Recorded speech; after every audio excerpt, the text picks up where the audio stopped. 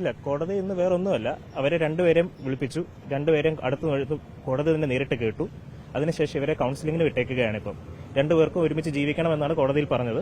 അതിന്റെ ബേസിസിൽ അവരെ കൌൺസിലിംഗിന് വിട്ടേക്കുകയാണ്. ബാക്കിയുള്ള സ്റ്റെപ്സ് എല്ലാം, രാഹുലിന് എഗൻസ്റ്റുള്ള സ്റ്റെപ്സ് എല്ലാം തൽക്കാലം നിർത്തിവെച്ചേക്കുകയാണ്. ബാക്കി എന്നിട്ട് കോടതി കൌൺസിലിംഗിന്റെ തീരുമാനത്തിനനുസരിച്ച് അടുത്ത ആഴ്ച തീരുമാനമെടുക്കും.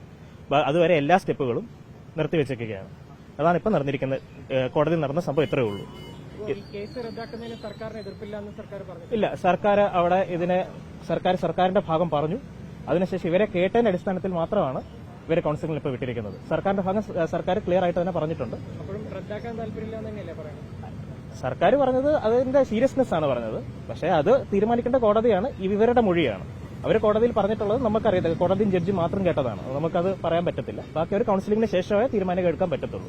എന്തായാലും അടുത്ത ആഴ്ച ഇതിനൊരു ക്ലിയർ പിക്ചർ അടുത്ത ആഴ്ച വരെ. കൂടുതൽ നമുക്ക് പറയാൻ പറ്റത്തില്ല. കാരണം കോടതിയുടെ പരിഗണന ഇപ്പോഴും നിൽക്കുന്ന ഒരു സംഭവം ആയതുകൊണ്ട് നമുക്ക് കൂടുതൽ വിസ്തരിച്ച് ഇപ്പോൾ നിങ്ങളുടെ അടുത്ത് പറയാൻ ഒരു ബുദ്ധിമുട്ടുണ്ട്.